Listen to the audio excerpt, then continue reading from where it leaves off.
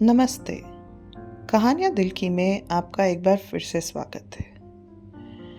विरासत या तोहफे अगर अचानक मिलें तो अच्छे लगते हैं, पर कभी-कभी इनकी कीमत बहुत ज़्यादा हो जाती है और जब हमें ये मिलते हैं तो ये एहसास भी नहीं होता कि इनकी हमें क्या कीमत देनी पड़ेगी। हमारी आज की कहानी एक ऐसी ही विरासत के बारे में है। तो चलिए शुरू करते हैं आज की कहानी, पहाड़ी का वो घर। हवा पुराने घर के खिलाफ दबाव डाल रही थी, खिड़कियों की दरारों के माध्यम से आह भरती हुई, जैसे कि घर खुद थकान से सांस ले रहा हो। ये लगभग 3 दशकों से खाली पड़ा था, लेकिन आज रात ऊपर की खिड़की के भारी पर्दों के पीछे एक हल्की रोशनी टिमटिमा रही थी। ये घर अब आधिकारिक रूप से किसी का नहीं था। ये एक रिश्तेदार से दूसरे को सौंपा गया था, जिनमें से किसी में इसमें रहने की इच्छा नहीं थी। पहाड़ियों के बीच में छुपा हुआ एक भूला हुआ अवशेष था, जिसकी उपस्थिति की अधिक बातें नहीं की जाती थी, लेकिन एलिस के लिए ये एक शरण स्थल था, या कम से कम उसे ऐसा लग रहा था। वो शाम के बाद पहुंची, एक सूटकेस खींचते हुए जिसके पहिए दरवाजे के पास की पत्थर की टूटी फूटी सीढ़ियों पर अटक रहे थे। ये घर उसे अपने दूर के चाचा की अचानक मृत्यु के बाद विरासत में मिला था, जिनसे वह मुश्किल से ही परिचित थी। फिर भी वकील की आवाज में एक अजीब सी अर्जेंसी थी। आपको एक रात ठहरना होगा, कम से कम एक रात वहां रुकना होगा, इस पर ठीक से दावा करने के लिए। वकील एक दुबला पतला आदमी था, जिनका नाम मिस्टर हेंसले था। उन्होंने ये बात अजीब सी गंभीरता के साथ कही। चाबी उसके हाथ में इतनी मजबूती से थमाई कि उसकी उंगलियां दुखने लगी। जब एलिस ने उनसे और जानकारी के लिए दबाव डाला तो उनका उत्तर बड़ा अटपटा सा था।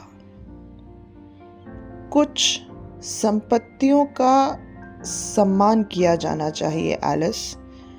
इस घर में अपनी विशेषताएं हैं। बाद में एलिस को पता चला कि ये घर न केवल पिछले 3 दशकों से खाली था, बल्कि पीढ़ियों से ऐसे ही था। उसकी पर दादी की अस्पष्ट परिस्थितियों में मृत्यु के बाद इस घर ने एक रहस्यमयी छवि बना ली थी। जो भी इसे विरासत में प्राप्त करता, वो इसे जल्द ही छोड़ देता था। किसी ने आवाजें सुनी, किसी को सपने में महसूस हुआ कि कोई देख रहा है, जबकि एक दूर की चाची अचानक बस गायब हो गई। उनका सामान वहीं पर, उनका आज तक कोई पता नहीं चला। स्थानीय लोग भी इस घर को लेकर अजीब बातें करते थे। जब एलिस घर के पास के छोटे बाजार में सामान खरीदने के लिए रुकी तो दुकानदार की आंखें फैल गईं। आप वहां रहने जा रही हैं? एक बुजुर्ग महिला ने फुसफुसाते हुए हकलाते हुए कहा। कहते हैं वो घर मेहमान पसंद नहीं करता। एलिस को कुछ अटपटा लगा, पर उसने नजरअंदाज कर दिया।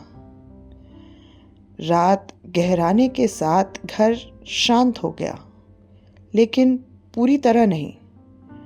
हवा थम गई, लेकिन एलिस को एक हल्की चरमराहट सुनाई दी, जैसे कि घर की हड्डियां हिल रही हों। उसने इसे पुरानी लकड़ी और ठंड के असर पर डाल दिया। आधी रात तक वो बिस्तर पर लेटी रही। उसकी आंखें खुली हुई थीं।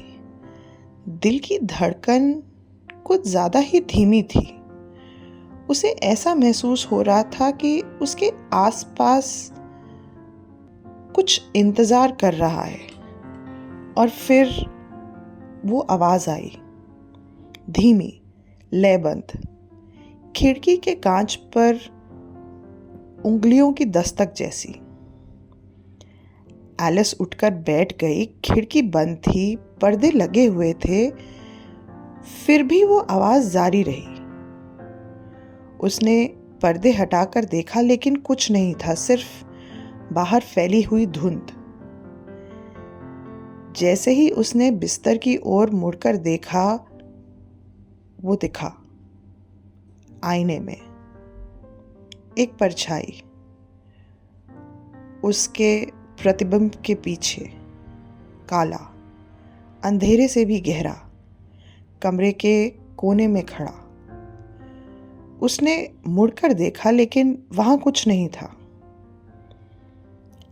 अगले दिन एलिस ने इसे तनाव और थकान का असर मानकर नज़रअंदाज करने की कोशिश की, लेकिन वो एहसास उसके दिमाग में घर कर गया था।